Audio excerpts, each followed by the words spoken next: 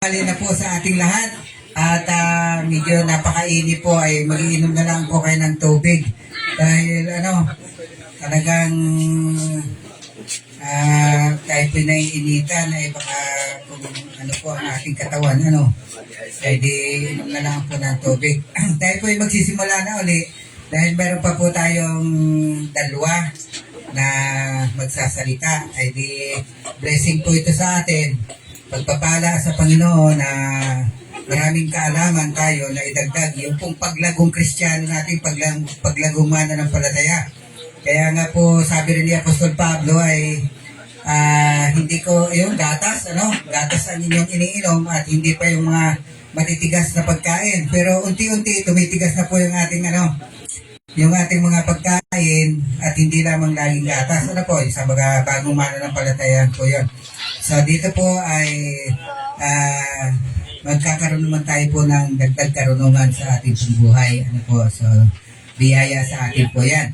At ang isa pa po pala nais kong ipaalaala, ito pong libro na ito po yung napakaganda pala nitong librong ito.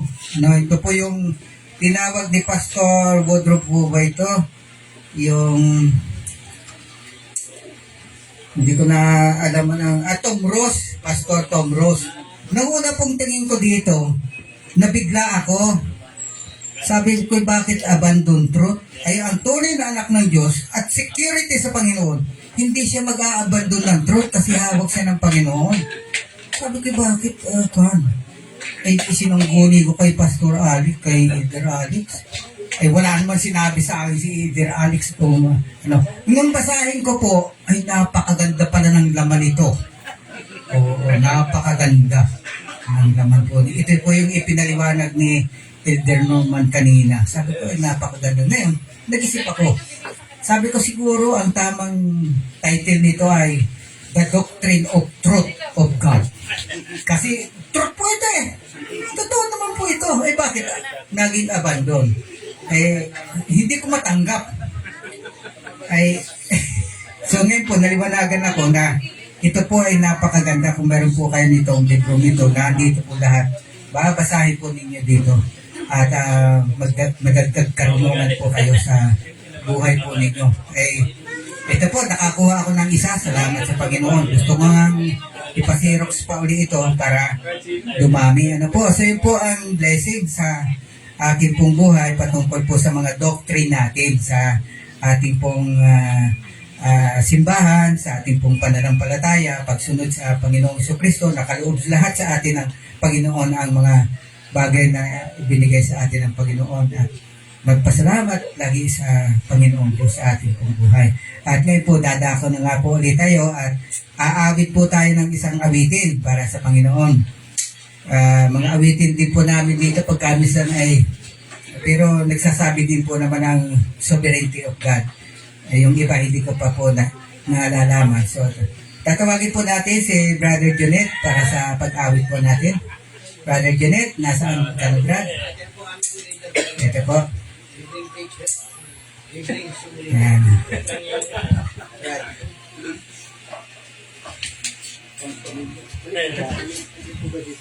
Yung bagyak.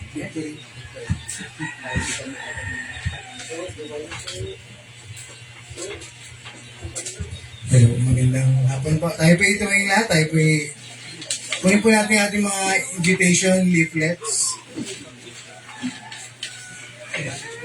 Ating pong awitin itong Victory in Jesus. Amen.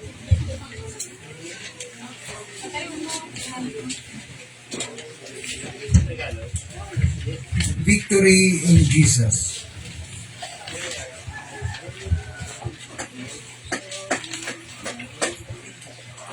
I heard an old story, how a Savior came from glory. Ready? Sing. I heard an old story, how a Savior came from glory, how he gave his life on Calvary to save a wretch like me. I heard about groaning of His precious blood's atoning. Then I repented of my sin and won the victory. Oh, victory, Jesus, my Savior forever.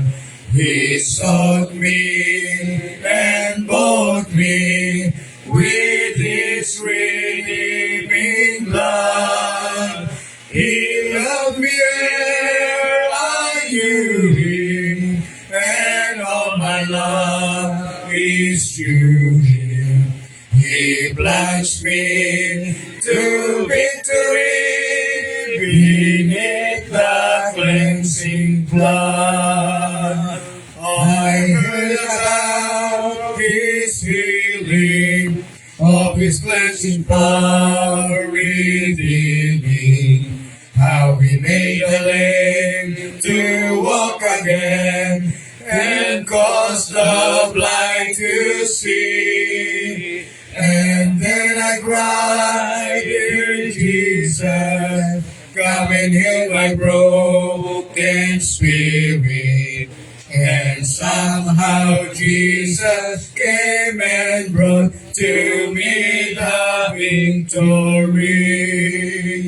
Oh, victory in Jesus, my Savior forever.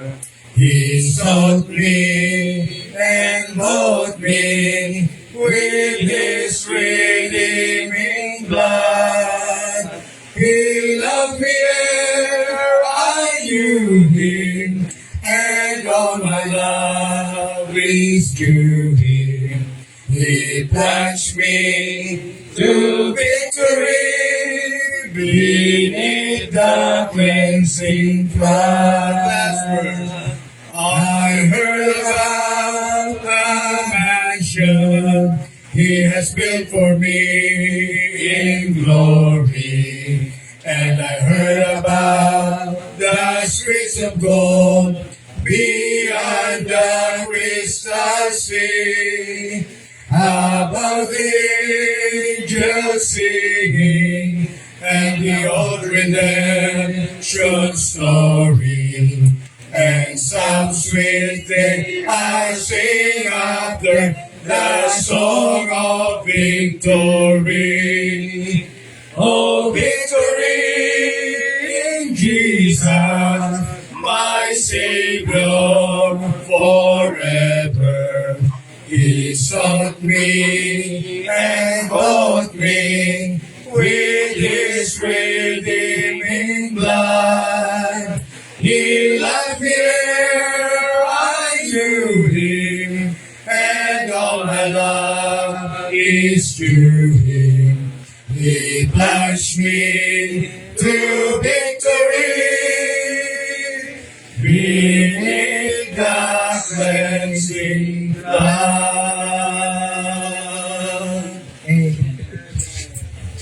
Salamat sa Panginoon Diyos.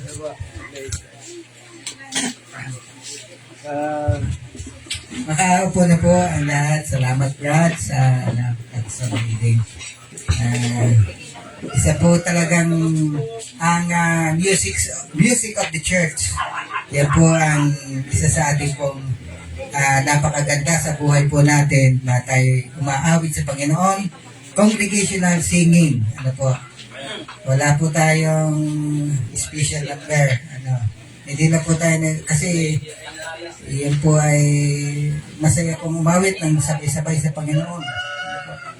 At kadalakan sa buhay tayong music of the church. Ano po? Kahit na po walang gitara na, ginagawa natin. Kung may gitara, mas maganda, may piano, huwag lang kumbo. Ano po? Iingay na mabuti po. Kasi ang sabi po ay singing in our heart, hymn and Brad? Some in hymn, mga awitin sa ating puso. Nagagalak po tayo kapag tayo umaawit. At kung kayo nagagalak na, naawit tayo sa Panginoon Diyos. Napakaganda rin po ng mga awitin natin sa Panginoon. So tayo po ay makikinig ulit ng salita ng Panginoon. Awa ko kung tapos na po si Indian Roman. Nakain pa po ba?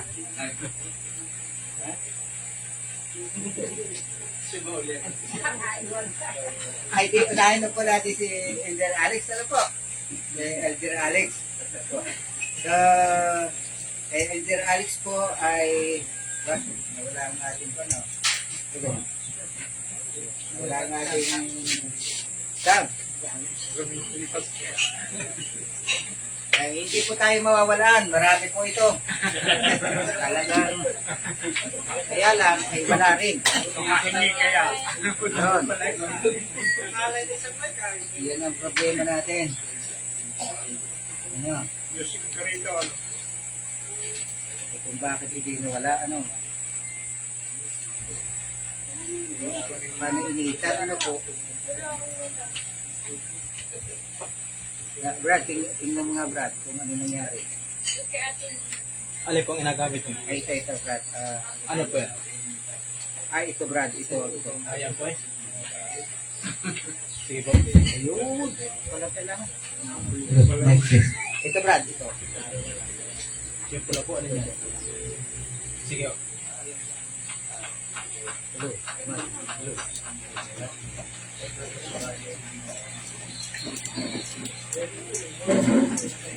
Ano? Baka dito. Parang pula mo. May dugtungan lang pala yan. Ayun. Sa dugtungan. Ayun. Sige, salamat. Sige po. Mas, ayun. Okay na po. Okay na. So, kailangan po natin yan. So, ngayon po ay, ano po, ating po papakinggan po si, huwag mo na lagyan ng iko para tayo nasa iba. Sige po. Hello. Hello. Okay. Yeah. So, tawagin po natin si Elder Alex Ipino sa ating pong save spiritually at physically. Kailangan po natin ng una, spiritual, pangalawa po ay physical. Kinakalang ligtas tayo sa mga sakit o kung anumang bagay na ikahihina po ng ating katawan. So, tatawagin po natin at magbigay sa atin ng karagdagang karunungan po si Elder Alex Ipino. Elder Alex. Thank you po, Pastor.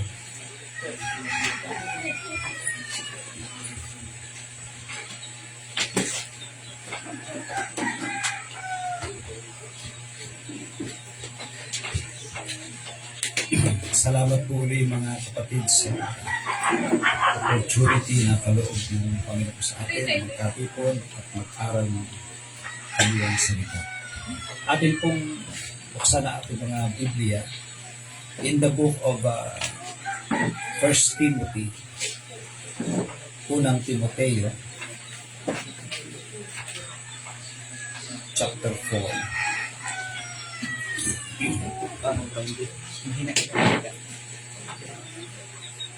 Chapter 4, verse number 9. 4:9. Kita niyo po. Sabi po ni Apostle Paul kay Timothy, "This is a faithful saying and worthy of all acceptation. For therefore, we both labor and suffer reproach because we trust in the living God, who is the Savior of all men, especially of those that believe." Dito po sa pagiging Savior dito ng Panginoon, hindi po ito Savior na Savior sa kaligtasan sa impyerno. Kasi ang mangyayari dyan, kung Savior siya ng lahat ng tao, lalong-lalo na ang mga mananampalataya. Ba't ganun ang tema? Ganun ang word? Lahat pala ba't lalo ng mananampalataya? Ang ibig sabihin ng Savior ay preserver. Preserver of all men. At siyempre, kung nagpe-preserve siya ng mga tao, no, lalo na po ang mga mananampalataya.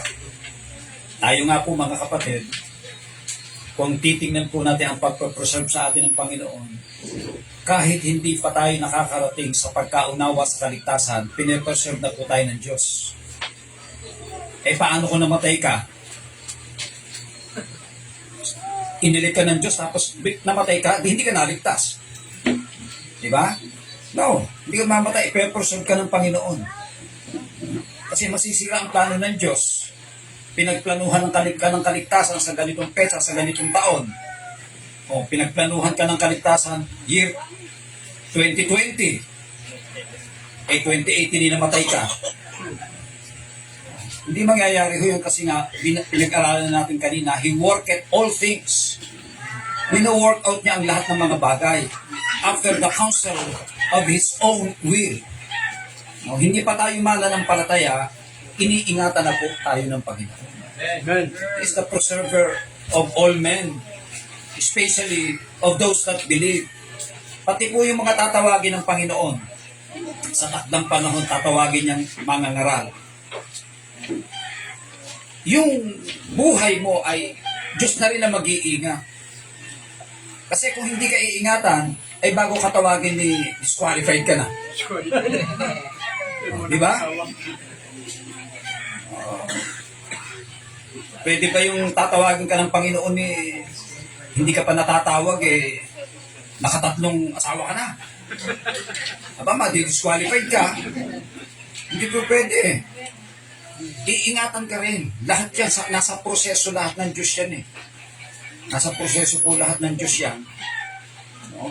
Para pag dumating sa point ng ililigtas ka ng Panginoon, tatawagin ka ng Panginoon, makakwalify ka. Yun po yun. No? So, He is the preserver of all men. Verse 11, these things command and teach. Let no man despise thy youth, but be thou an example of believers. Kaya po ang lingkod ng Panginoon ay example ng mga believers. In word, nakita nyo, ang nangyayari po kung ano ugali ng pastor, na nagiging ugali ng miyembro di po ba? Para din sa Old Testament, like priest, like people. Mababasa niyo po sa Hosea yun. Ba't nagkagano ng mga taong Israel? Gawa ng priest. Oh. Wala nang alam ng truth ang priest. Di mga tao, hindi wala na rin. Di ba? Ganun din po yan Example of the believers. Kita niyo po yung kayayabang na pastor. Pati miyembro yayabang din. Diba? Ganun din. Pare-parehas talaga yun Pero kung ikaw ay example ng believers in word, maganda ang mga words, no? Conversation, in charity, in spirit, in faith, in purity. Magandang example ka. Ganun talaga ang tama sa mga lingkod ng Panginoon. Sabi ni Paul kay Timothy, till I come, give attendance to reading. Kaya talagang ang lingkod ng Panginoon, dahil talagang palabas yan. Wala tayong magagawa dyan. No? Yan, diyan ka matututo sa maraming mga pag-aaral at babasahin, lalo na po ang salita ng Diyos. To exhortation, to doctrine. Dahil hindi po matatapos talaga ang pag-aaral hanggang sa kukunin tayo ng Panginoon. 14, neglect not the gift that is in thee. Yung pinag-aralan natin kaninang gift, bahagi ng kanyang grace. Para hindi tayo maglilingkod sa Kanya ng ayon sa ating mga kakayanan, ating mga kaalaman. Yan po yung gift na yan. Yan din po yung, kung naalala niyo yung parable of the talents. Spiritual gift po yun. Ang mga pastor naman, kung i-preach yung parable of the talents, lagi na lang talent to sing. Paano yung talent tumula? O yung talent na tumulay ng alambre? O paano yun? Maraming talent na. Yung talent sa sugal. Ba't laging talent to sing? Di ba? At kung pag-aaralan nyo po yung talent na yon, yung talent ay ibinigay nung naging servant siya. Eh kung yung talent to sing, hindi ka pa servant, singer ka na. Di ba? Eh, hindi iba yun, hindi yun yun. Spiritual gift po yun na ibinibigay sa kanya mga servant upang pagbalik niya, oh, yung talent na yun ay magbubunga. Kung yan ay 10, 5, 5 o kung ilan, at magsusulit sa Panginoon yung mga binigyan niya ng talent. Galing sa Panginoon yung talent eh. Hindi inborn. Di ba? Hindi po inborn yun. Kakamali po. Eh, human talent po yung tinuturo sa simbahan eh. Laging talent to sing. Hindi po yun yun. Ayan, isa si Timothy na nabigyan ng spiritual gift, prophecy. Yan po yung kaya po nakakapagturo tayo ng salita ng Panginoon. Okay? Nakalagay doon kanina sa Romans chapter 12 sa gift of prophecy. Prophesy according to the proportion of faith. Huwag kang lalabas sa ng faith. No? Huwag kang lalabas doon. Sana, according to the proportion of faith, hanggang doon ka lang. Huwag kang hihigit sa mga bagay na nasusulat. Huwag kang madurong pa sa Bible. Di ba? Yun may gift of prophecy. May proportion siya na ginagalawan according to the proportion of faith. Okay? Which was given by prophecy with the laying on of the hands of the presbytery. Kaya nililihan siya. Ino-ordain. Kasi kinakitaan siya ng gift. See? Now, lahat ng yan, simula dito sa verse number 13, yung attendance to reading, exhortation to doctrine, pagiging example ng believer, no? In word, conversation, charity, speech, yan lahat po yan, no? Pakikinabangan mo yan. Pakikinabangan. Tingnan natin sa verse number, neglect not the gift that is in thee, which was given thee by prophecy with the laying on of the hands of the presbytery. 15.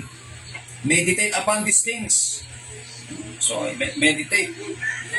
Give thyself wholly to them, that thy profiting may appear to all. Yung pag-profit mo ay mag-appear sa lahat. 16. Take heed unto thyself. No? Ang lingkod ng Diyos ay nag-iingat sa kanyang sarili. Mag-iingat ka sa iba, sarili mo, hindi mo iniingatan. Number 1 mong iniingatan ang sarili mo. Yung sa pag-iingat mo sa sarili mo, yun yung example na sa iba. Mag-iingat din sila. Diba? Take heed unto thyself and unto the doctrine. Sa mga natutunan nating bang katuroan. Pinapag-iingat tayo lahat dyan. Continue in them. Yun, magpatuloy. Hindi nagko-continue. Mali pong habit yung hindi nagko-continue.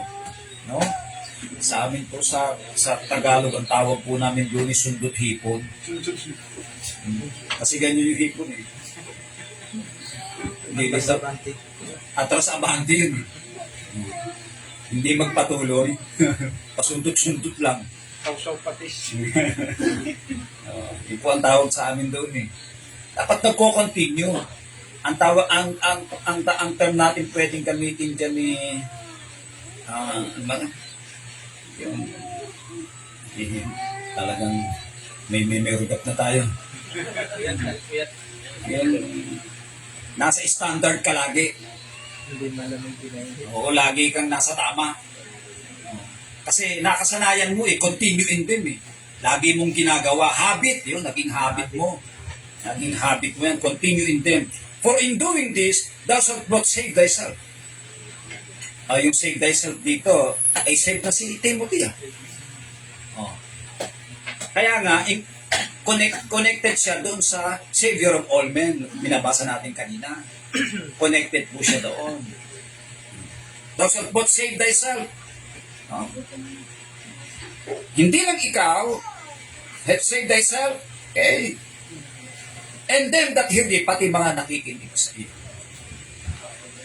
Alam niyo po, ang mga lingkod ng Panginoon ay napakaraming beses na iniligtas ng Panginoon. Ngayon, nakikita ko sa inyo mga kapatid ang pag-iingat ng Diyos sa kanyang mga lingkod. Consistent, yun ang word na inaano ko kanina.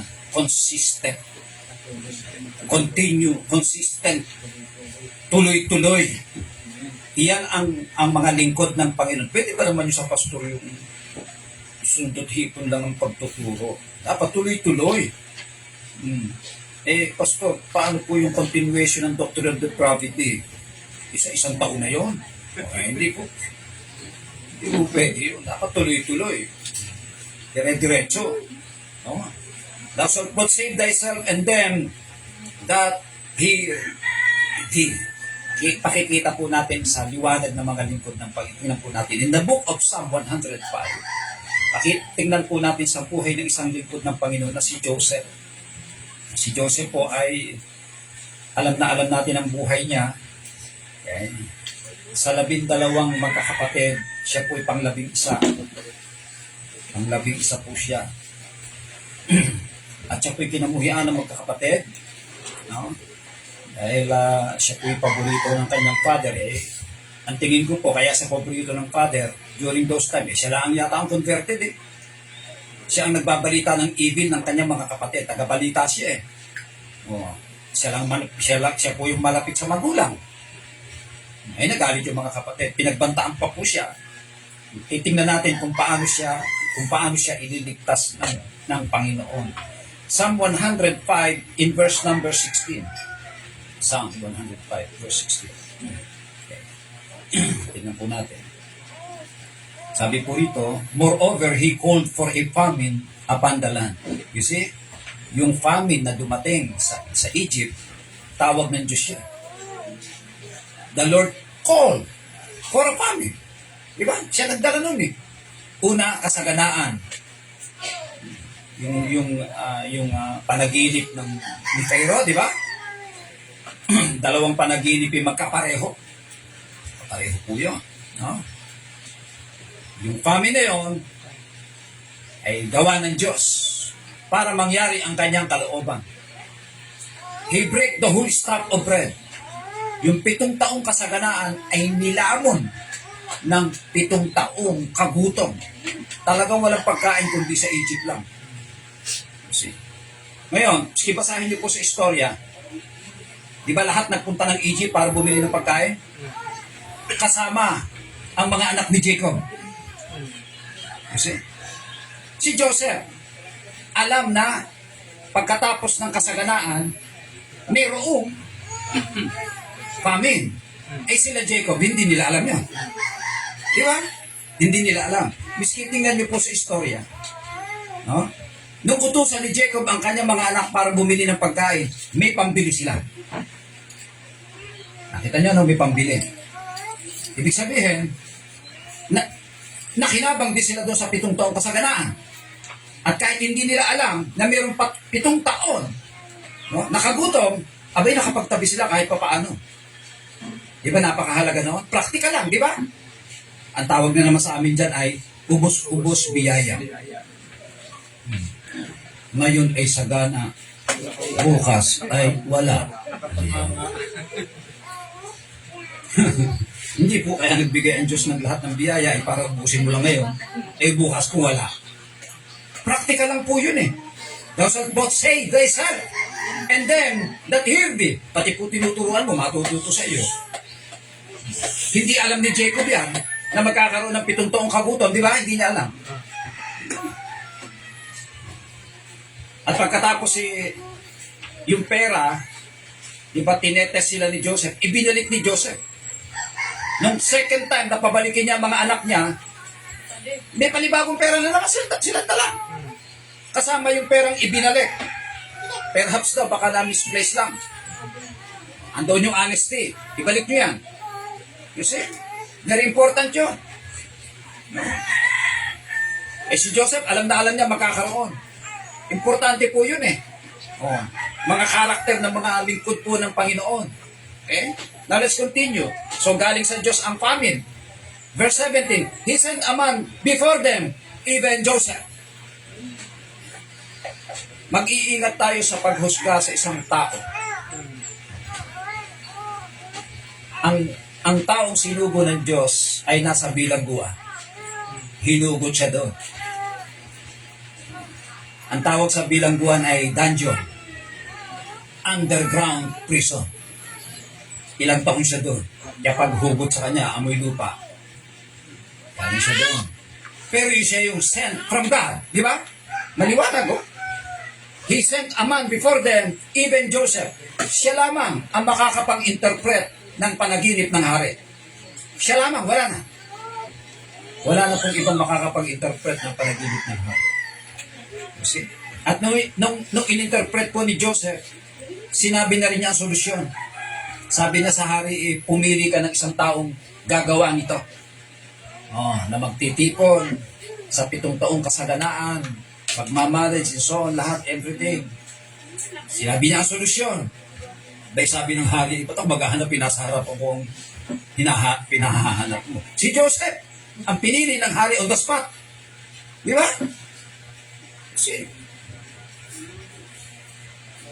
Yun pong buhay pananampalataya, no?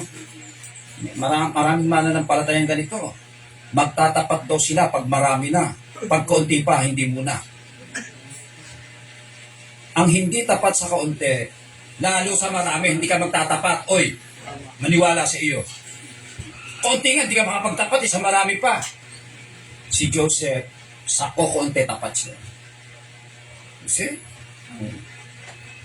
Siya po ang best slave nung siya slave. Kaya ginawa po siyang leader eh. At sa Bible, hindi yung salitang prosper, yung salitang prosper, puro lagi kayamanan. Yan ang turo ng mga prosperity preacher eh. Makabasa ng prosper eh, kayamanan na agad eh. Mali po yun. Si Joseph po, no? Nung siya po ay slave, lahat nang dumaan sa kanyang kamay ay nagpo-prosper. He is a prosperous man. Mayaman ba siya? Basahin po natin. Tandali po tayo. Genesis.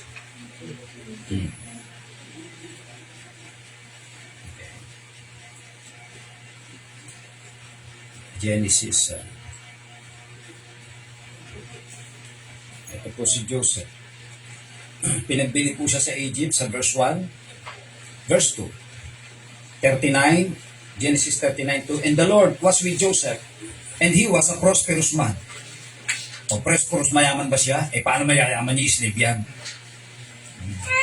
Prosperous in the sense na bawat gawin niya, nagpa-prosper, umaayos. And he was in the house of his master, the Egyptian. Ang talagang yung mayaman, yung master niya. Nakalagay po sa verse number 5, and it came to pass from the time that he had made him overseer in his house and over all that he had, that the Lord blessed the Egyptian's house. You see? Bless the Egyptian's house. Material blessing yan. For Joseph's sake. Nakita na, no? Mahusay na servant si Joseph. Yun po ang training niya. Lahat ng hawakan niya, inaayos niya. Yan yung natutunan niya sa father niya. Kay Jacob. Yan si Jacob eh. Kaya pinagpala sa kay Laban. Kita niya? Aral sa kanyang tatay. Ang po natutunan niya, in-apply niya dyan. You see? And that's the story. At because of that, sa 4, Joseph found grace in his sight, in the sight of his master. And he served him. And he made him overseer over his house. Yun ang ibig sabihin ng thou shalt both save thyself. And then, that healed thee. Pati po mga kasama niya sa loob ng nakalugdan ng kanilang master eh. Because of Joseph. For Joseph's sake. You see? O yan eh. Para din Israel. Okay? I will bless them that bless thee. I will curse them that curse thee.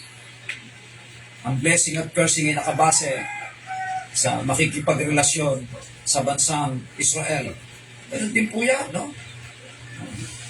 Ganun po ang mga lingkod ng Panginoon. Lalo kung pastor ka, di po ba? Maraming matututunan sa isang lingkod ng Diyos. Hindi lang salita ng Diyos. Kaya sa pamamagitan ng mga matututunan, but save thyself, yung sarili mo. And also them that hear thee. You see? Oh, ito, slave pa lang siya. Oh, miya bilang una. Kasi, magandang lalaki po si Joseph. Natipuhan ni Mrs. Potiphar. Oh. Ay, nung inisnab ni Joseph, ay nagbawang puri. Siya daw ang dinahas ni Joseph. Naku, siya nga ang dahas. Eh, siyempre, sino paniniwalaan nung ni Potiphar? Siyempre, si Mrs. Oh. Baka siya, mabigwasan ni Mrs. Hindi siya maniwala. Oh. Maniwala siya. Anong nangyari kay Joseph? Bay, kinulong. Oh, yan po istorya eh. O, tingnan natin, anong buhay ni Joseph sa kulungan. Verse 20, And Joseph's master took him and put him into the prison. Nakikita niyo ang buhay ni Joseph parang pa-demote. No? From a free man, naging slave, naging prisoner. Parang pa-demote eh. Pero andoon yung consistent. Consistent siya sa paggawa ng tama. Kasi lahat ng ibinibintang sa kanya, di matotoo eh.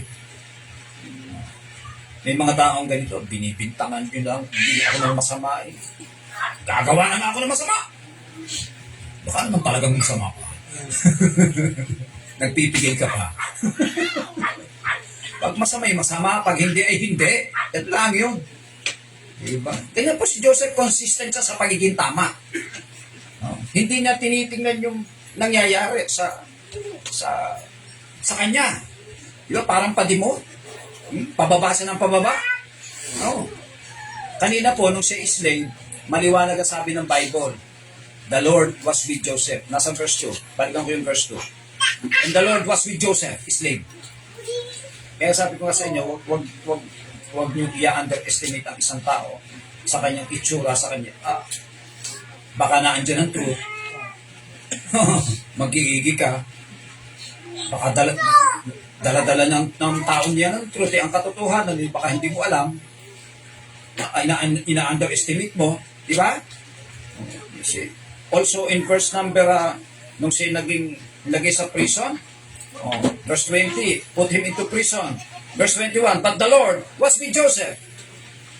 Kung si Joseph ay consistent, lalo ang Diyos. The more ang Diyos. Consistent siya. I will never leave thee nor forsake thee. Diba? Kahit ano pa gawin sa iyo ng tao, wala ka namang ginagawang mas maiiwanan ka ng Diyos. Nagkakamali po. Hindi ho mangyayari yun. You see? Kung si Joseph ay consistent, the more ang Diyos. You see? The Lord was with Joseph and showed him mercy. Ito na po. Ayan na. Isa sa mga ituturo natin sa tao. Huwag natin pasasalamatan ay yung big mercy lang. Ay small mercy. Pagka big mercy, may palundag-lundag ka pa, praise the Lord! Little mercy. Pabulong na. Praise the Lord. Liit din. Minsan ay pakanta-kanta tayo ng great is thy faithfulness. Iba'y galing sa lamentation nyo. Great is thy faithfulness. Kailan nakita ni Jeremiah ang great faithfulness of God? Sa kasaganaan? No? Sa captivity niya nakita yon. You see? Morning by morning, they are new every morning. The mercy of God. The faithfulness of God. Nakita niya yun. You see? Yun yung mga sila ito eh. Nagpapakita tayo ng buhay natin sa labas. No? Kung paano tayo mag-function bilang mga lingkod ng Panginoon. Kita niyo si Jeremiah, pag titingnan niyo ang kanyang buhay. No? Nagsusuro siyang propeta. Kaaway niya lahat ang propeta ng hari, di ba? Kaaway niya lahat. Kasi, ano nga siya, pag tinignan niyo ang kanyang istorya, hindi po siya pinapag-asawa ng Diyos. Si Jeremiah lang yan. Pwede ko rin gayahin. Kung may gift ka ng Diyos. Kasi madadama yung pamilya niya. Kasi bandang huli, pati kamag-anak po niya, tinakwil siya eh. Ganun po ang nangyari eh. Yan po istorya niya. Bago po si Jeremiah ay nakalaya, ay pinakulong po siya ng hari niya eh. Yung mga kalaban niyang propeta ay inawawa po siya, kinulong siya. Dahil sinasabi niya yung mangyayari, sasakupin kayo ng mga Chaldeans, huwag kayong lumaban. Sabi ng hari, pinahihina mo ang aming mga puso. Kala mo naman malakas, talaga naman mahina. Nung pumasok naman yung kaaway, takbuhan. Kala mo lalaban. Kala mo katapang-tapang, umundi naman duwan. Nang dumating sa Nebuchadnezzar, takbuhan ng tago. You see? Ang hari po ay inabot ng kalaban doon sa garden na tinatakasan niya. Siya po ay binulag, dinukit ang kanyang mga mata.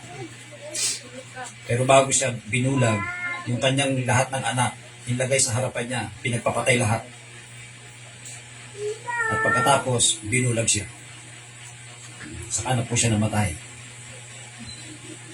Paano si Jeremiah? Maaring sabihin natin, mas kawawa si Jeremiah. Magtataka kayo. Basahin niyo ang chapter 39 ng Jeremiah. Si King Nebuchadnezzar ay nag-order ng pagpapalaya kay Jeremiah. Si Jeremiah po ay pinalaya, nakaaway. Yes! Chapter 39. Tingnan natin. Chapter 39.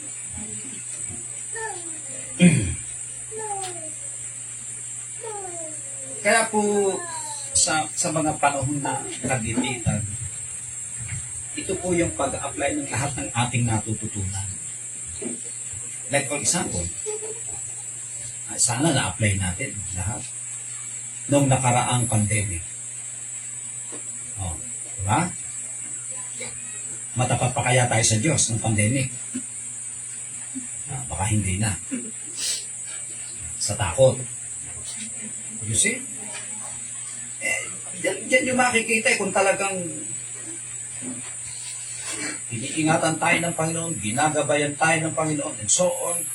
Thou shalt both save thyself. No? Ang Diyos po ay gumagamit ng instrumento. At kahit kaaway, ginagamit ng Diyos. Chapter 39, tingnan po natin.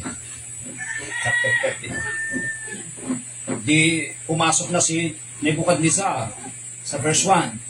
Ito po ang pagbagsak ng Israel, ng Judah. Ito po. Okay. Ito po, verse number 10.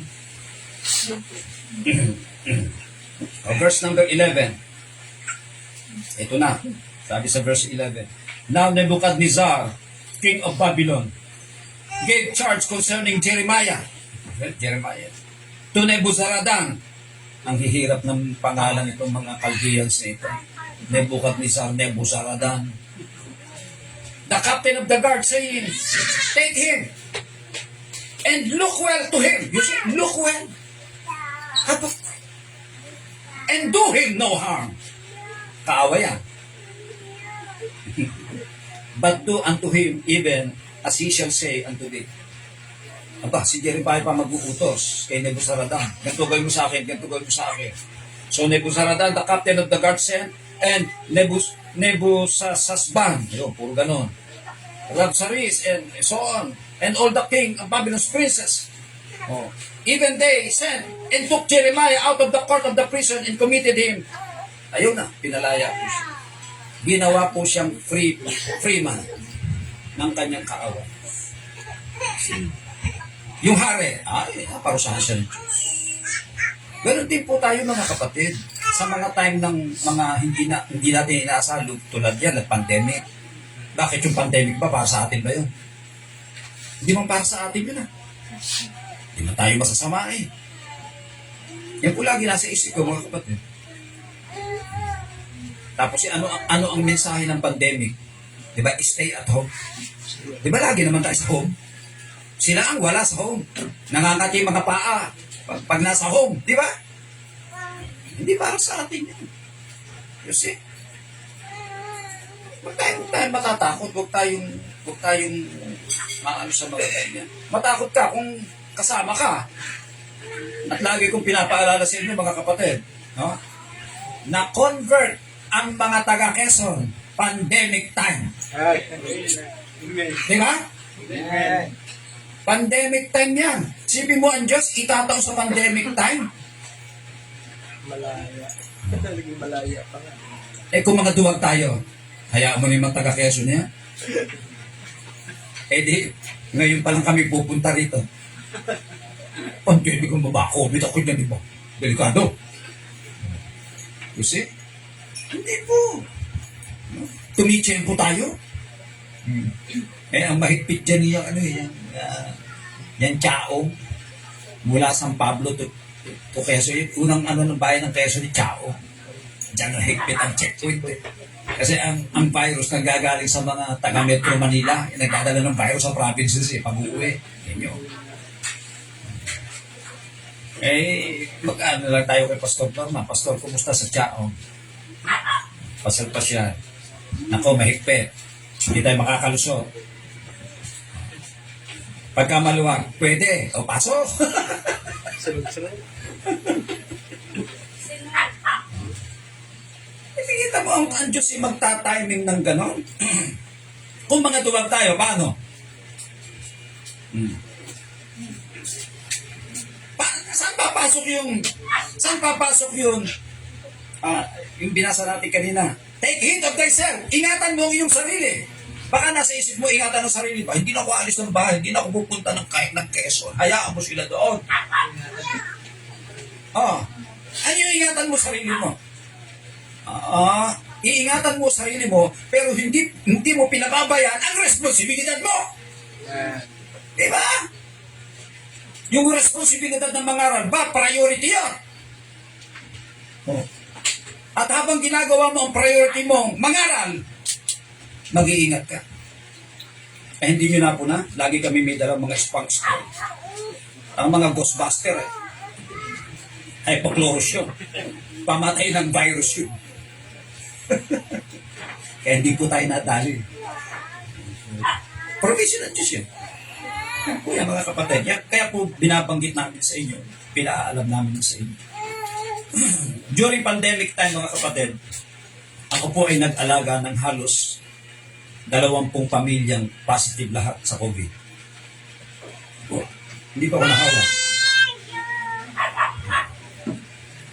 Yung aking bunsong anak. Diba kasagsagan, lockdown, March 2020. April, nag-positive po ano, yung bunso ko. Magtataka kayo, ba't hindi kami nahawa? Walang nahawa sa akin. Ako po nag-alaga sa anak ko, pinulong ko sa kwarto. Kinuwarantin ko ng 14 days. 14 days gumaling. Hindi po ako nahawa. Wala pong nahawa sa amin kahit isa. Pati pamamaraan po ay Diyos ang magbibigay. Maaaring magtanong kayo, Pastor, paano hindi nahawa? Diba? Secret. Hindi na po secret. Kasi nga, mahirap yung mag-rely ka lagi sa mga dulong ng tao. No? Ang Diyos nagbibigay ng extra dulong. Galing sa Kanya yun. Kita nyo mga kapatid, ito, kwento ko lang sa inyo ng konti para makita nyo kung paano nagpe-preserve ang Diyos. Ito. Diba kasagsagan, March, lockdown na. Tinamaan ng COVID yung anak ko, April. Yung isang kaklase niya, no? Hospital, 50-50. Yung isa, patay. Yung anak ko, lahat ng symptoms, may lagnat, walang pangamoy, walang panlasa, lahat, nandun. Pag sinabi mo sa doktor yon, pag sinabi mo sa ospital yon, ilala ang aming looban. Lahat kami lagot. Di ba? Hindi kami makakalabas. Wala nang pupunta ng Quezon pagka ganun.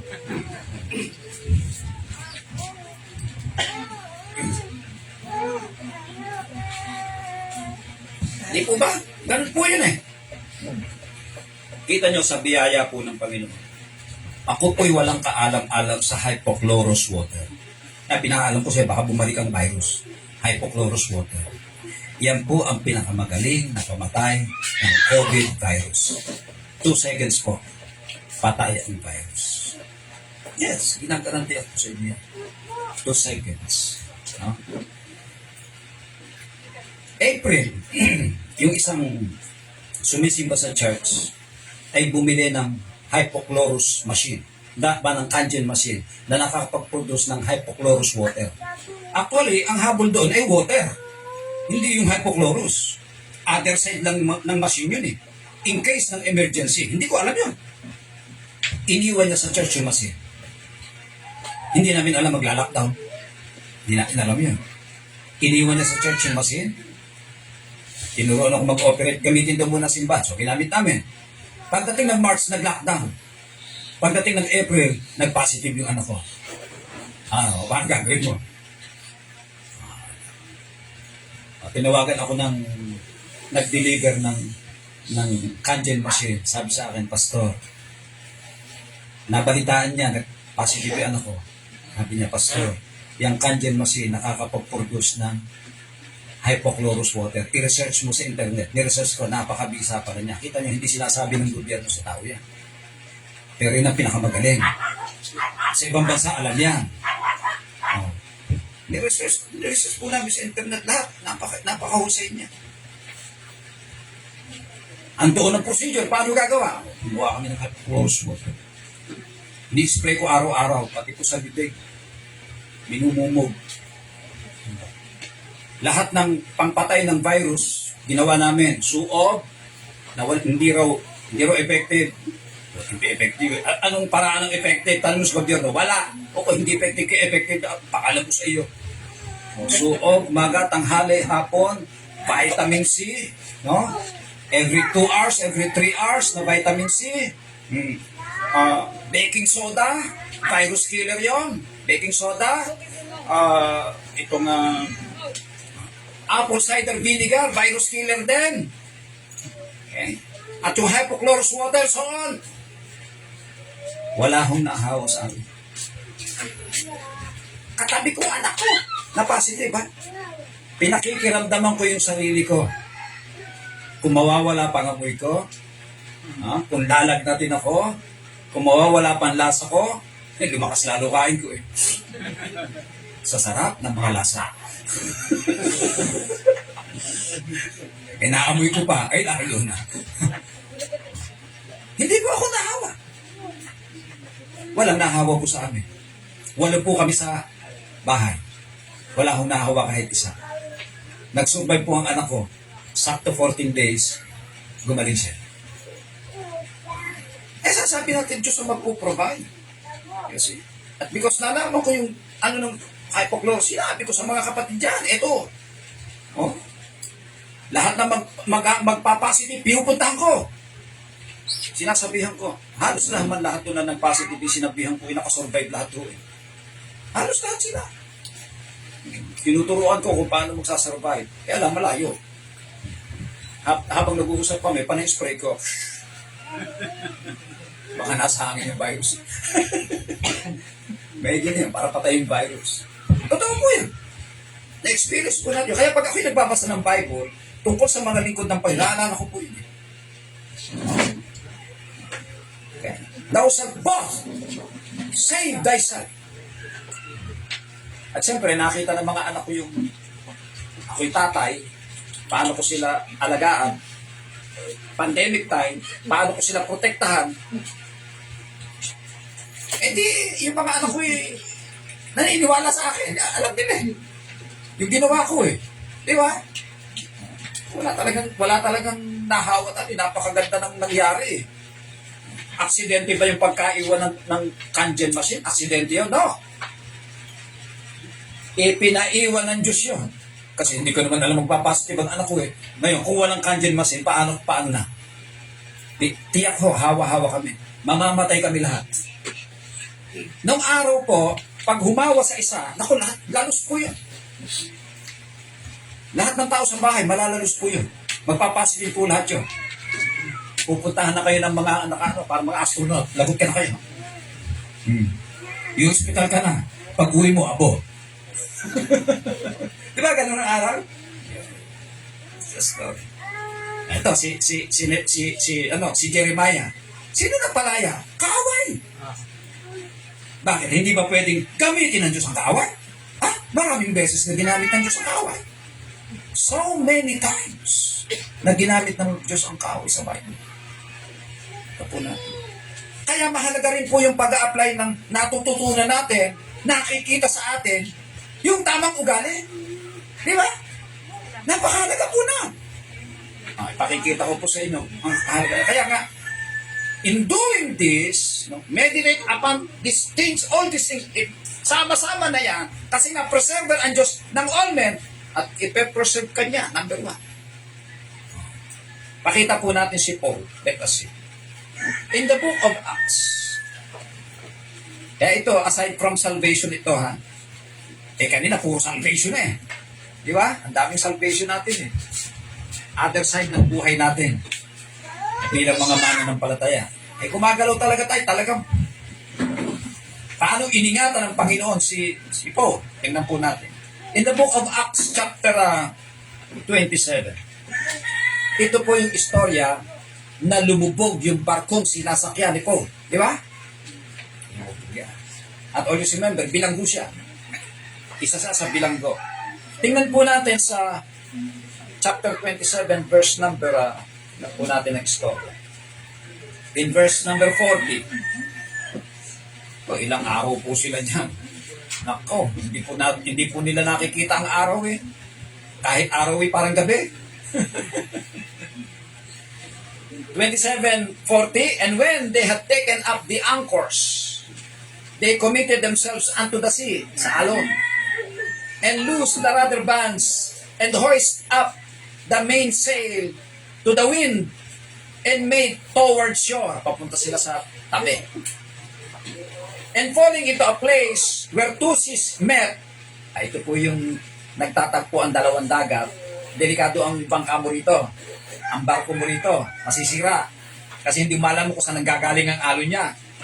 They ran the ship aground, and the forefront is stuck fast and remained unmovable, but the hinder part was broken with the violence of the waves. Ito po, mawawasak na yung barko nila. Ito na ngayon. And the soldiers' counsel was to kill the prisoners. Okay na naman. Kasi makakatakas yan sabi ng mga soldiers, pagpapatay na yung mga prisoners na bago makatakas yan. Yan po istorya. The soldiers' counsel was to kill the prisoners lest any of them should swim out and escape. Paano si Paul? Ito po sa 48-43. But the centurion, willing to save Paul. Diba gumagamit siya ng instrument? Ang ginamit ng Panginoon ay yung centurion. Bakit niya iniligtas si Paul? Why? Centurion siya. Yung nagsabing patayin, mga sundalo lang yun. Under siya. Under niya yun. Centurion siya.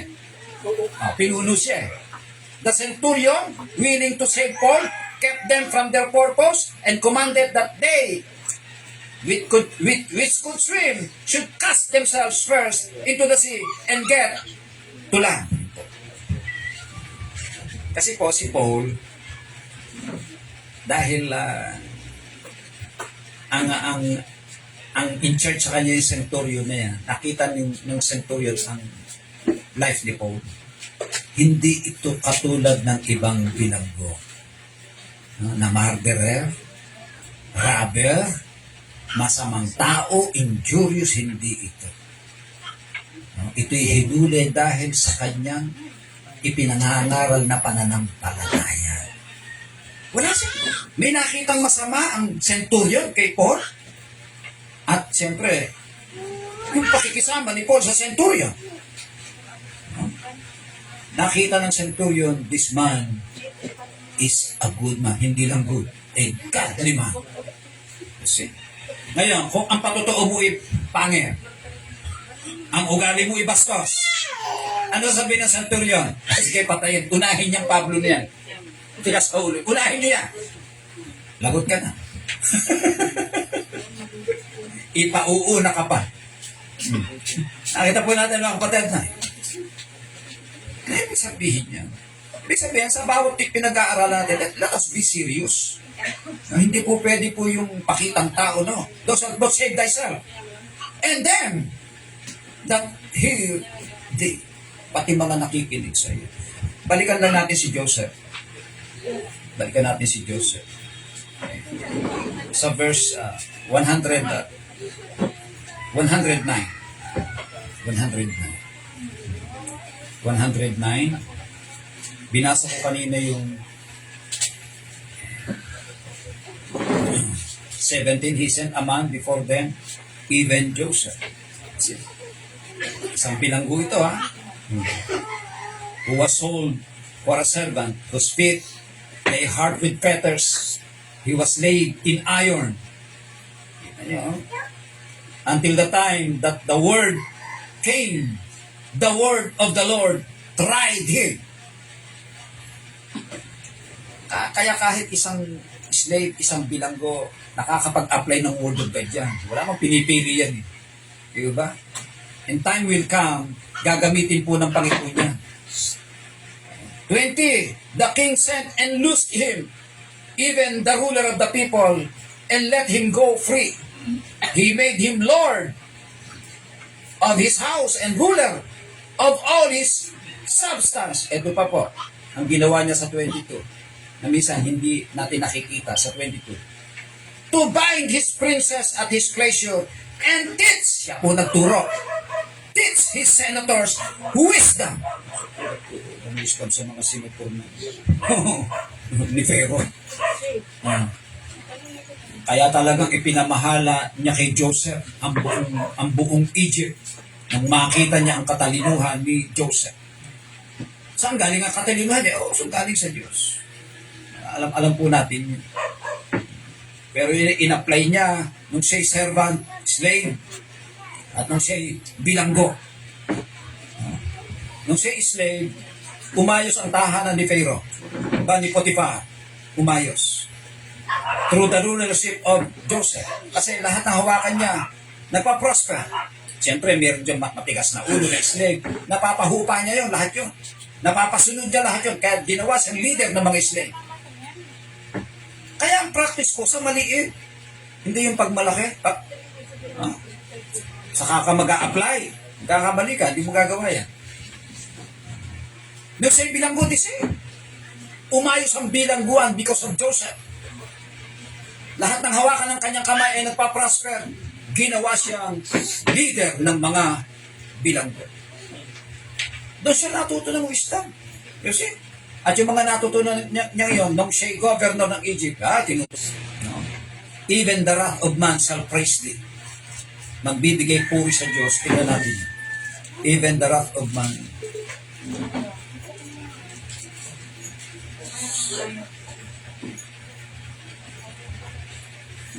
Surely the wrath of man shall praise thee.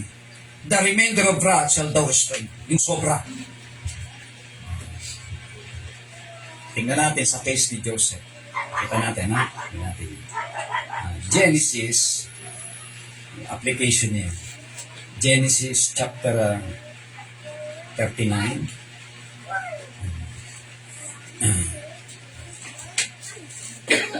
Oh, sorry. Genesis 39. Oh, sorry. 38, sorry. Okay. 37. Ipinakilala po si Joseph sa Genesis 37. Being 17 years old.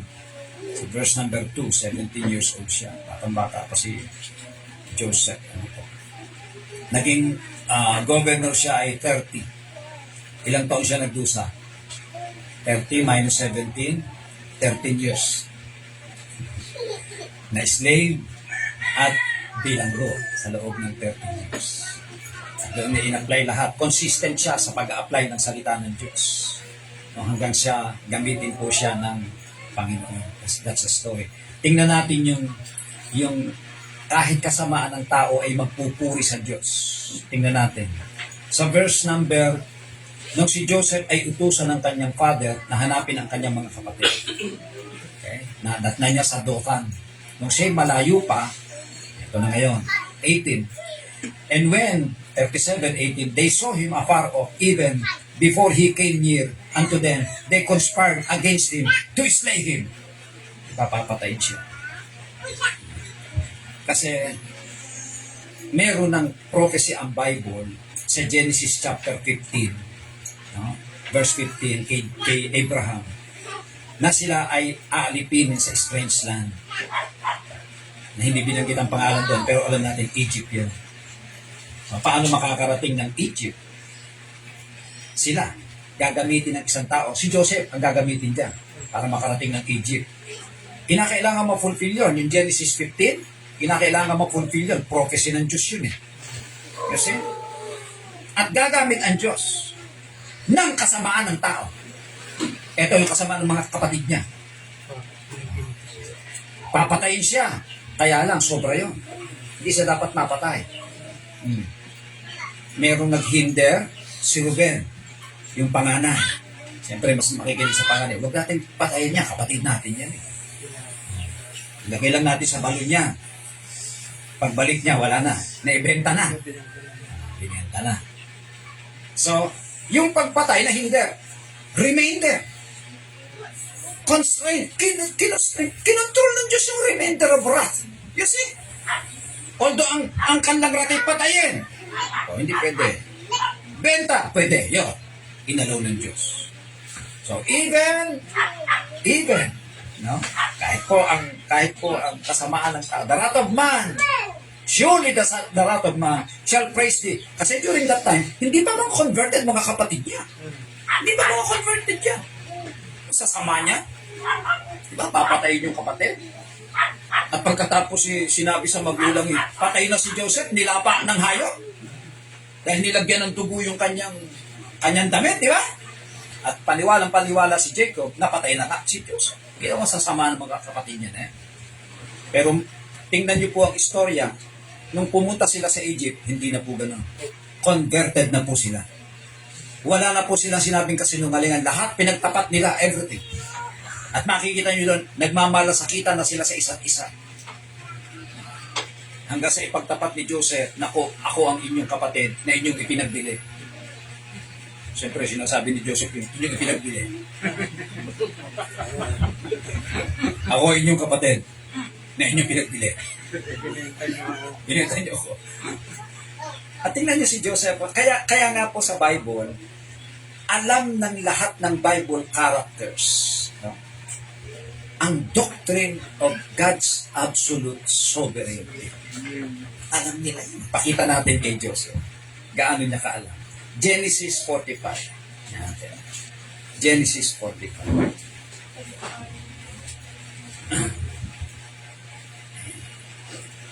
Na, si Joseph po sa Genesis 45, nagpakilala na sa kanyang mga kapatid. Madrama ito eh. Nung nagpakilala siya, di ba? Napakadramang istorya niya. Napakaganda. Napakagandang istorya. Yan hindi dapat mawawaglit sa pagtuturo sa pamilya. Napakagandang istorya po niya. No?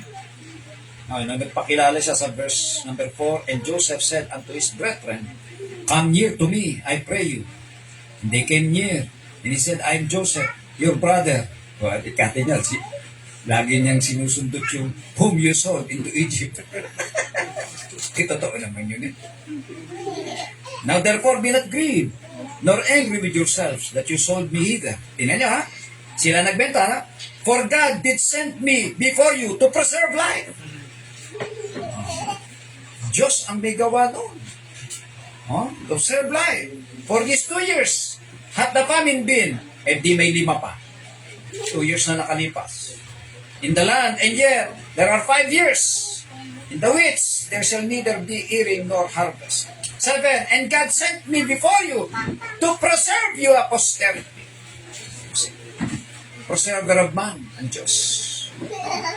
In the earth, and to save your lives. Kaya hindi lang kaligtasan sa impyerno ang pinag-uusapan eh.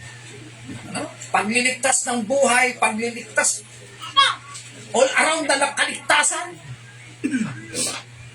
Save your lives by a great deliverance. At tingnan nyo sa 8. So now, it was not you that sent me hither. Hindi kayo. Pero kayo nagbenta. But God. Oh, yes. Sovereignty yan. Kita nyo, no? And He had made me, it's God again, a father to Pharaoh, and Lord of all his house, and a ruler throughout all the land of Egypt. At saka sa chapter 50, tingnan nyo sa chapter 50. Alam niyo sovereignty. No? Kung si Joseph P. Arminian, patay mga kapatid niya.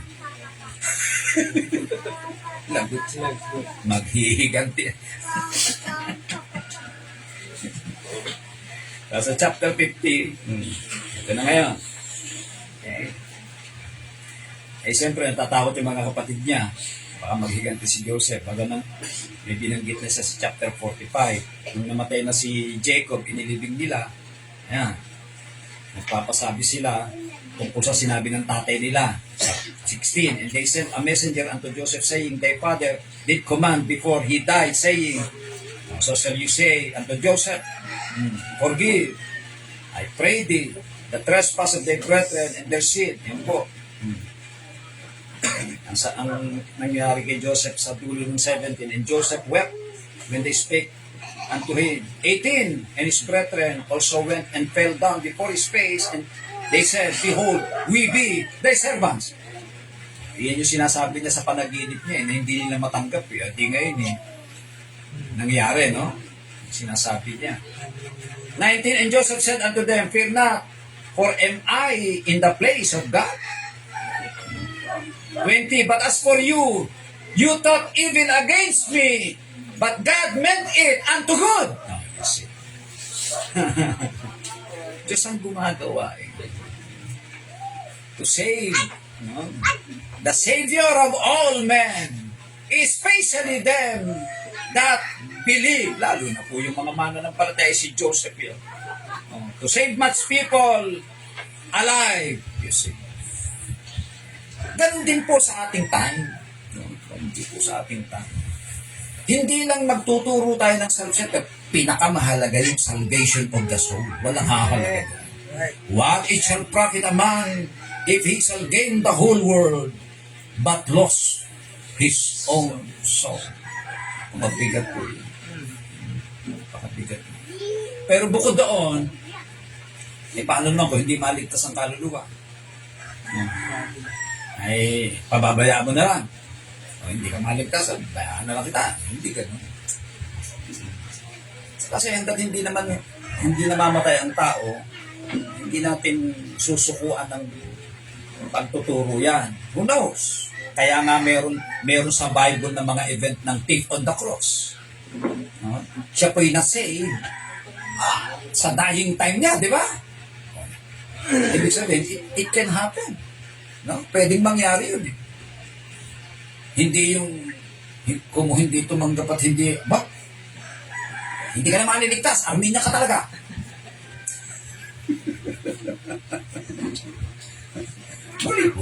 Huwag ganun. No? Kaya nga, tinuro ni Paul kay Timothy. No? Example. Mag-example ka sa lahat. No? In doing this, thou shalt both save thyself. No? And then, hindi lang ikaw, pati lahat ng nakikinig sa iyo. Lahat na. Sa panahon nga ni Daniel, may mas mabigat eh. Diba? Sa Daniel chapter 4. Daniel chapter 4. Kaya titingnan natin, panahon ni Daniel. Okay.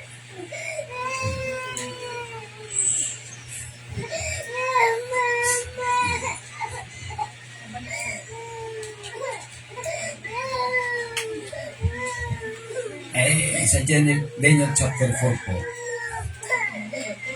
ang haring Nebuchadnezzar ay nanaginip. Diba? Nanaginip siya. Pag-ising niya, nalimutan niya ang panaginip niya. Siya na nga nanaginip eh, hindi alam ang panaginip. Tapos, pinatawag ang lahat ng magician. Sabihin niyo ang aking panaginip at ang kahulugan noon. Sabi ng mga magician, Bay Hari, sabihin mo ang panaginip. Sasabihin namin ang kahulugan. Nawala ang panaginip. Sabihin nyo. Siyempre, hindi makapagsalita yung mga ikaw na nga naginip, hindi mo alam ang panaginip ng kami pang hindi na naginip. At pag hindi nyo nasabi, tatantahin ko kayo lahat.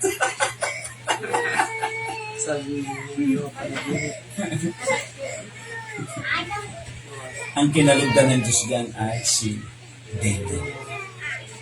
Kay Daniel po inireveal ng Diyos ang panaginip.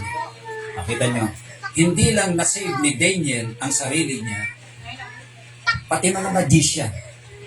Dahil kung hindi, na-reveal ng Diyos kay Daniel, ay lagot sila, tatantarin sila ng pinong-pino ng hari. Kaya yan yung application of thou shalt not save thyself and them that hear thee. Kaya si Daniel ay pinaniwala ang lingkod ng Diyos. Kasi lahat ng prophecy niya totoo, hindi katulad ng mga propetang laos ngayon. Wala namang tinama, ipinaniniwalaan pa. Di ba? Hindi rin mga tao to. Hindi pa nga tumatama, paniwala ng paniwala. Kasi, at ito pa po mga kapatid, mag-iingat po tayo. Bilang mga lingkod ng Panginoon. Sabi kay Daniel, sabi kay Timothy, no? Take heed unto thyself. Ingatan mo ang iyong sarili. Ngayon, hindi mo ingatan ang sarili mo. In what way? Lalaban ka? Laman sa laman? No. We wrestle not against flesh and blood. Hindi po ganoon ang pag-iingat. At ang mga lingkod ng Diyos, maraming kaaway. Although hindi tayo nang aaway. Alam, hindi natin may iaalis yun. Ganun talaga ang buhay ng mga totoong mananampalataya. Panginoong Kristo. Sino inaway niya? Wala naman na. Pero napakadami niyang kaaway. Hindi mo mabibilang. Di ba?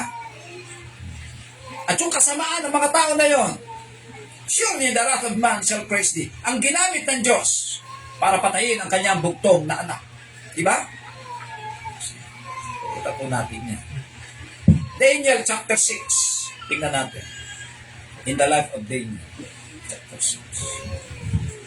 Ito po istorya. Tingnan natin. It pleased Darius. Ang hari po ay si Darius na. Si Daniel po ay naglingkod sa I think 3 or 4 na hari. Lahat ng hari, favorite siya.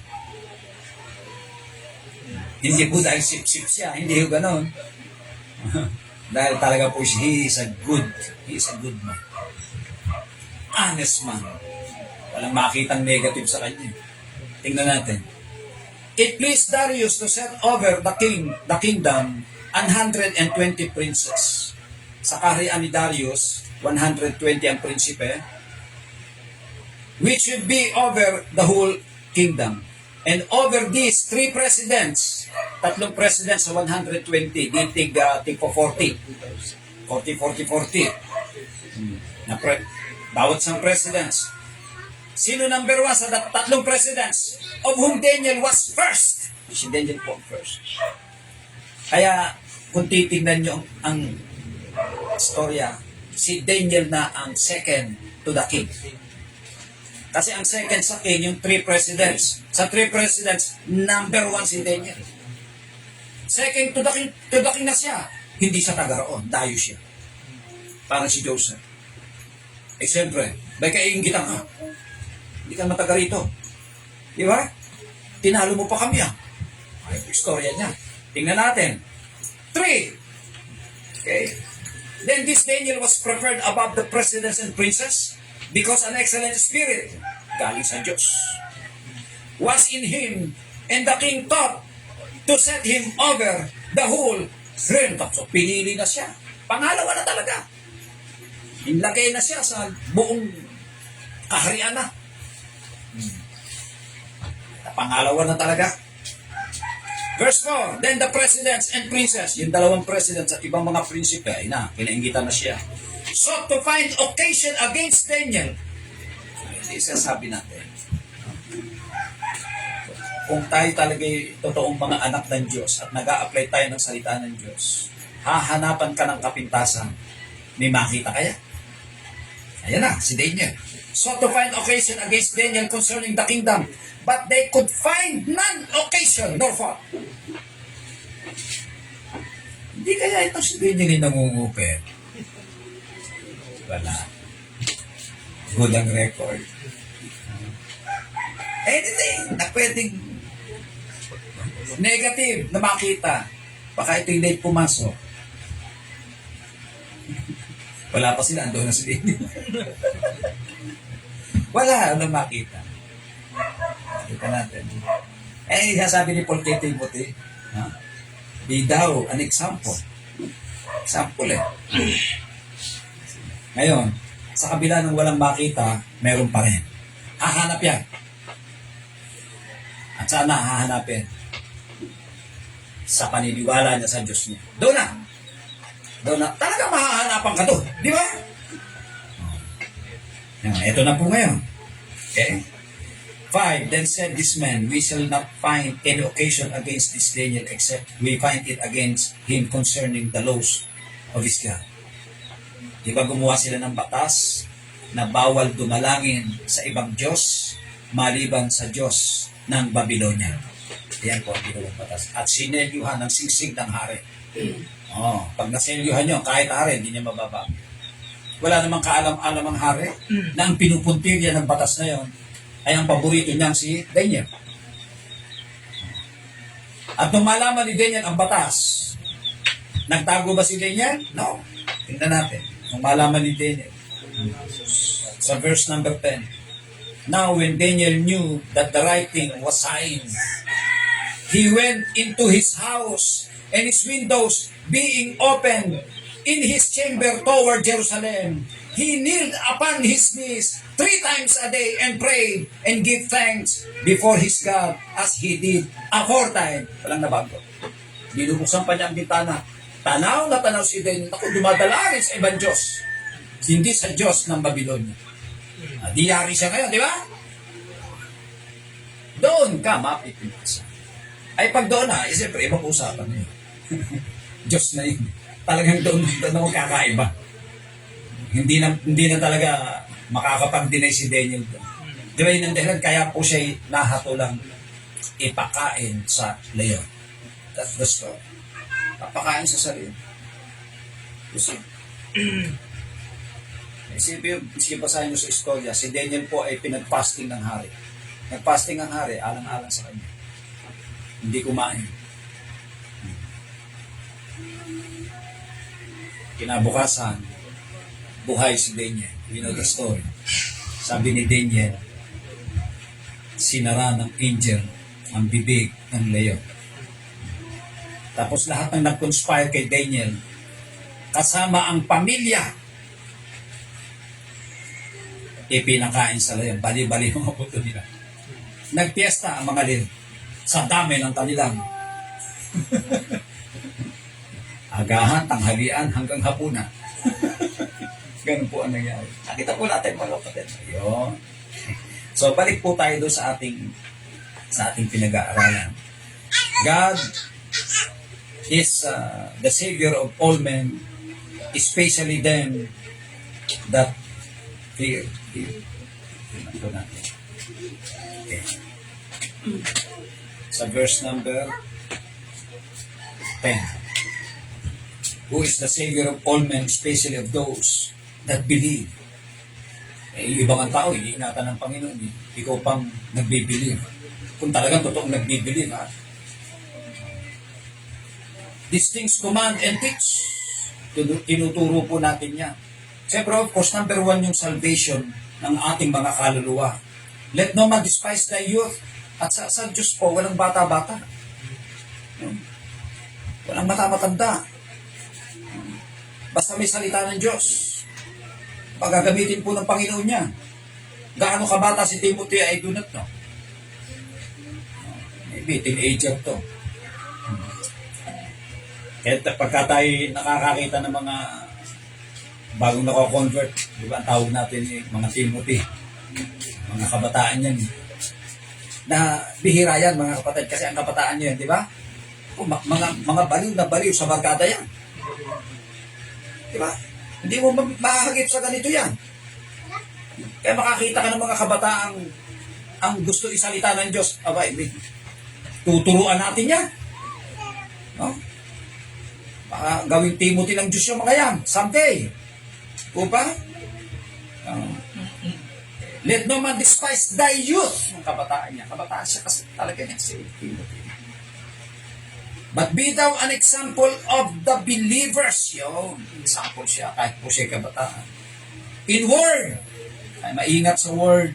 Conversation, in charity, in spirit, in faith, in purity. Till I come give attendance to reading. Doon mo makikita lahat yun sa pagbabasa. Pag-aaral, exhortation to doctrine sa mga doktrina. Yun ang huhubog ng buhay ng isang totoong mananampalataya. We should live according to what we believe. Kung ano ang ating pinaniniwalaan, dapat ganun ang buhay mo. Hindi yung taliwas sa pinaniniwalaan mo, di ba? Makikita ng tao yan. At pag nakita ng tao na iba ang buhay mo sa pinaniniwalaan mo, ano tawag sa iyo? Compromiser. Nagtuturo ka ng honesty, hindi ka honest. Di ba? Hindi makakakita niyan. Delikado ka dyan. Nahirap yan. Nagtuturo ka ng consistency, hindi ka consistent. Hirap po yun. Meditate upon these things. Give thyself wholly to them. Ibig sabihin ng wholly, sincere. Okay. That thy profiting may appear to all. Take heed unto thyself. Alam nyo, pag ang kausap ni Paul ay pastor, lagi niyang binabanggit yung take heed. Pakita natin sa Acts 20. Nung kausap niya yung mga elders na galing sa Ephesus. Acts 20. Acts 20:17. Mga elders yan, mga pastor. And from 20:17, from Miletus, he sent to Ephesus and called the elders of the church. Yun. He called the elders of the church. Tapos kinausap niya, mga pastor na yan, sa haba ng kanilang pag-uusap, pagdating sa verse 28, ito, lalong nagpatunay na pastor sila. Tingnan nyo sa 28, take heed therefore unto yourselves. Ingatan nyo ang inyong mga sarili. Marami sila. Nag-iingat. Hindi pwedeng walang pag-iingat. Iniingatan ang patutuo, iniingatan ang buhay, iniingatan ang sinasabi, iniingatan ang kilos. Alam niyo pa mga kapatid, kahit 100 ang nagawa mong tama, pag nakagawa ka ng isang mali, wala kang ginawang tama. Di ba? Yes. Ilang inaabangan noon? Yung isang mali mo. Yung ginawa mong tama, wala niya. Take heed, therefore, unto yourselves. Kita niya si Paul, ganun magturo. And to all the flock, over the which the Holy Ghost hath made you overseers, to feed the church of God, which he hath purchased with his own blood. Ngayon, saan natutunan ng mga pastor yung pag-iingat sa sarili? Kay Pablo, siyempre, natutunan ito. Kay Apostle Paul. Tingnan natin. Okay. Sa verse number, eto, ilang taon sila nagsama? 31. Sa 31. Okay. Therefore, watch and remember that by the space of 3 years, 3 taon, I cease not to warn everyone night and day with tears. At si Paul po ay open book sa lahat ng tinuturuan niya. Ganun din po tayo mga kapatid. Hindi po tayo closed book, open book. Open na open. Wala po tayong tinatago. And now, brethren, Pastor brethren yan, I commend you to God and to the word of His grace. Pag ikinomment natin sa Diyos ang mga lingkod ng Diyos, i-comment natin sila sa word of God's grace. Sa word of God na kinalalagyan ng grace na pinag-aralan natin kanina. Dapat sound sila doon. Yun po ang huhubog sa kanila. The word of His grace, which is able to build you up. Yun ang mag-build up. Mga kapatid, huwag tayong tumulad sa mga naglipa ng bula ang mga naraling awatan. Napakarami po niyan. na nininegosyo ang gawain. Napakarami po niyan. Napakadami. No? Dito po sa totoong gawain ng Panginoon, hindi nating binabawalan ang pastor na maghanap buhay. Hindi po. No? Kailangan po yun. Ganun si Paul. Hanap buhay po siya. Hindi itinuturo bawal daw maghanap buhay ang pastor. Saan mo nabasa sa Bible yun? Kung bawal maghanap buhay, si Pablo. Nagte-tent maker. At sa Bible, ibinawal ni Pablo yan. Wala naman na. Ipinupos nga yun sa mga pastor yan. Hindi ka maghahanap buhay. Ano hahanap buhay mo? Yung pagpapastor ang hahanap buhay mo. Ang pagpapastor po ay hindi hanap buhay. Yan po'y panawagan. Ang hanap buhay ay yun. Mekaniko, tricycle driver, o ano man, huwag lang hold upper. Hindi hanap buhay yun. Anong skill meron ka? Hanap buhay po yan. Diba? Yung pagpapastor, hindi po hanap buhay yun. Na ginawang hanap buhay ng napakaraming pastor. Mali po yan. Lagi ko pong binabanggit sa mga anak ko yan.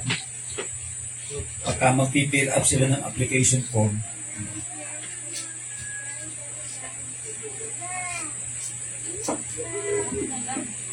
nakalagay po sa application form yan The name of your parents, father, occupation, ilalagay mo, pastor.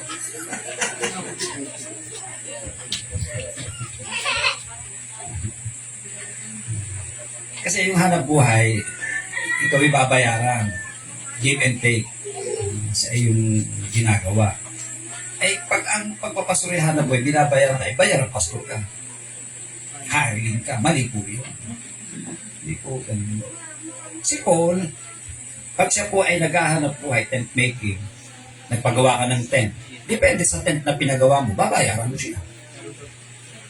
Diba? Depende sa pinagawa mo sa kanya, babayaran mo siya. Pero, pag nagpipreach ng gospel, ano sabi niya, I preach the gospel freely. Walang bayad. Yan po yan. Okay? Kaya sabi niya, I commend you to God and to the word of His grace which is able to build you up. Dapat mabibuild up ang life ng isang lingkod ng Panginoon. Kaya kita nyo ang qualification ng pastor. Di ba? Ang nakalagay, the bishop then must be blameless. Walang kapintasan. Totoo ba wala siyang kapintasan? May meron. May kapintasan ng pastor. Hindi pwedeng wala. Ingalaang, dahil nga ang bishop ay sumusunod sa mga palatuntunan ng Diyos, halos wala kang makita. Halos wala kang makita. No? In comparison sa ordinaryong tao, talagang blameless siya. Hindi mo siya makakita ng ganun. Di ba? Yan po yan Able to build you up. Na-build up ka ng word na itinuturo. Napakahalaga po, yun ang magliligtas po sa atin It's able to build you up and to give you an inheritance among all them which are sanctified. Kita nyo, mahalaga po itong sinabi ni Paul. I have coveted no man's silver or gold or apparel. Wala kang kinuha. Kasi napakaraming pastor covetous. Kinukovet niya yung pag-aari ng miyembro ng simbahan. Halimbawa, nakakita yung miyembro may kotse. Magpaparinig yan. Kayo naka-VTEC. Ako naka-VTEC. Bitikleta.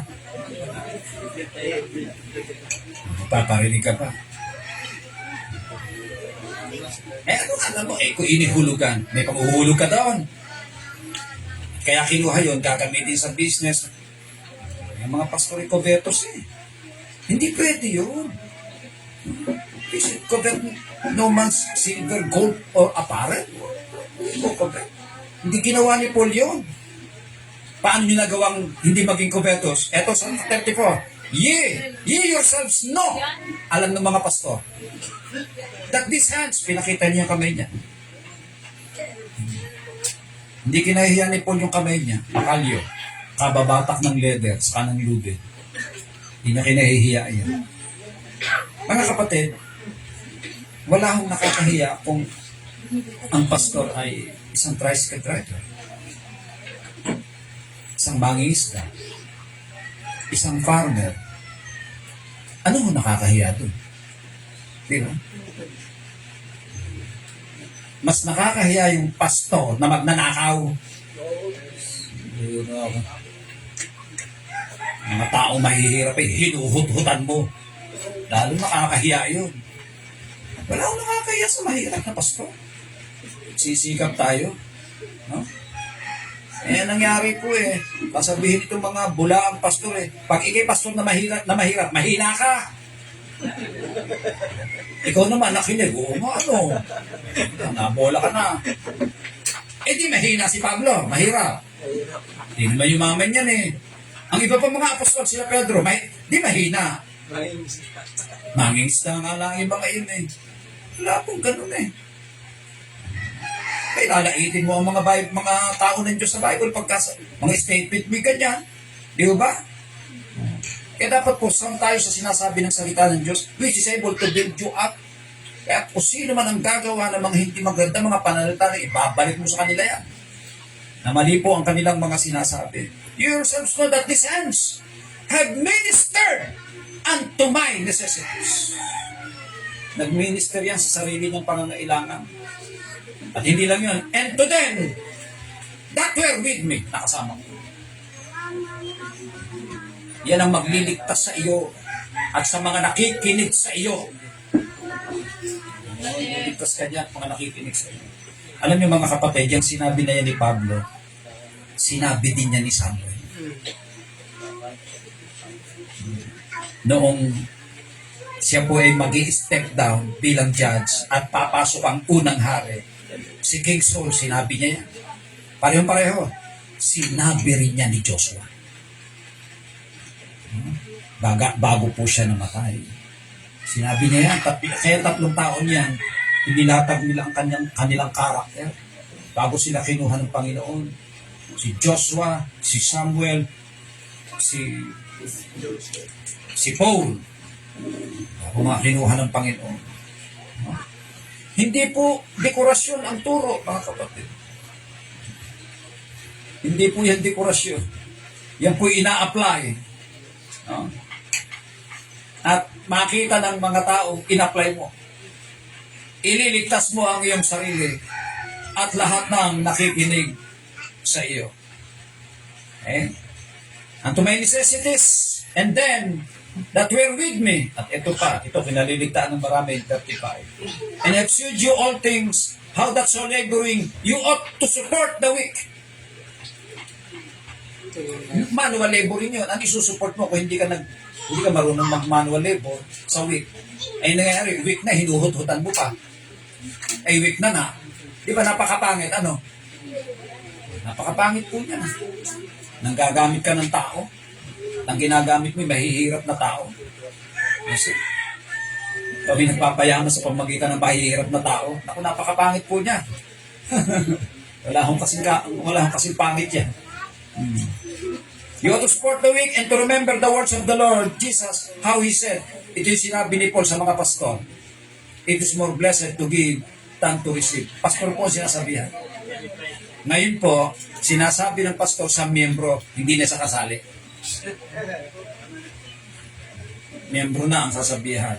May mga member, it is more blessed to give than to receive. Kaya give kayo ng give, ako re-receive. Blessed kayo. Mga miyembro na maututo. Opo, amen. Ay sa pastor sinabi yan. Hindi naman miyembro pinagsabihan niya. Wala man, mga pastor to, bago umalis si Paul.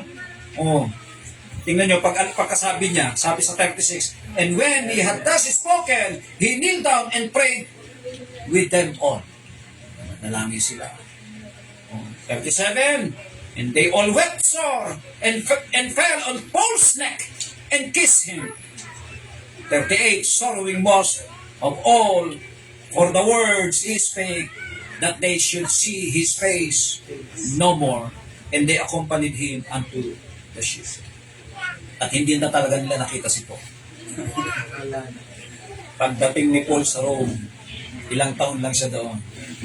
Paul died death. Namatay siya. Siya may pinugutan ng ulo ni Emperor Nero. Sa kanya nang galing yung sinabi na kay Timothy. For in doing this, no, thou shalt both save thyself and them that hear thee. Mga kapatid, let us be consistent sa word of God. No? Continue in the consistent. Maging example tayo sa mga taong nakikinig at dapat lang yun. At hindi lang kaligtasan ng kaluluwa, maraming kaligtasan sa Bible, sa maraming kapamaraanan, gagawin lahat po yan ng Panginoon. Pagpalain po tayo ng Panginoon. Amen.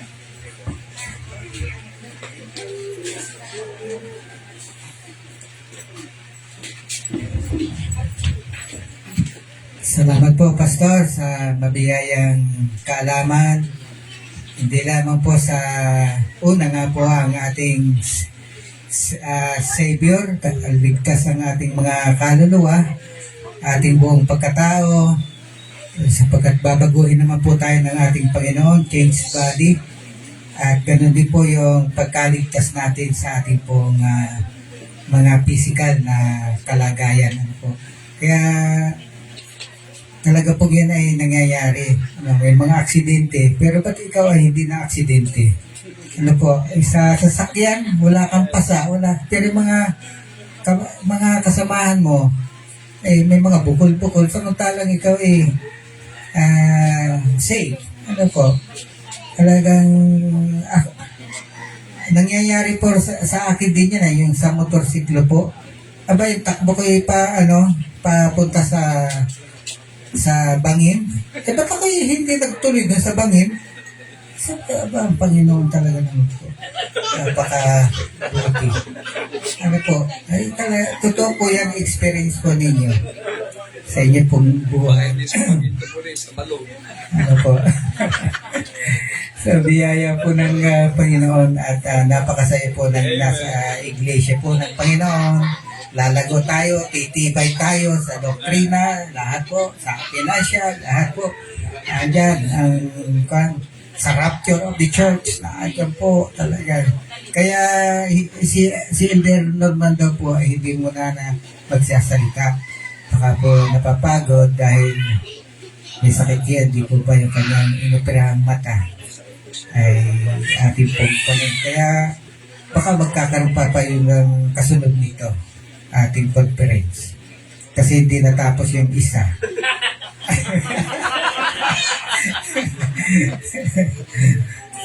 Pag-pray po natin. So, tayo po ay mag-alas 4 na. Ang suggestion po niya ay magkaroon po tayo ng question and answer.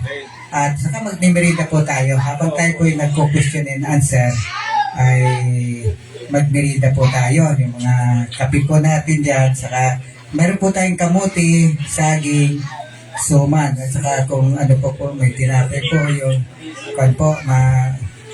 kung hindi gusto po yan hati-hati po tayo dyan. Ano po? So, baka saka po pala katulad po ng dati, baka makapagkuhan po ako ng kaunting pamasahe pa sa ating mga malalayo. Ano po? So, sino po ang pinakamalayo dito? Yung pakamalapit po, malapit, maglalakad na lang.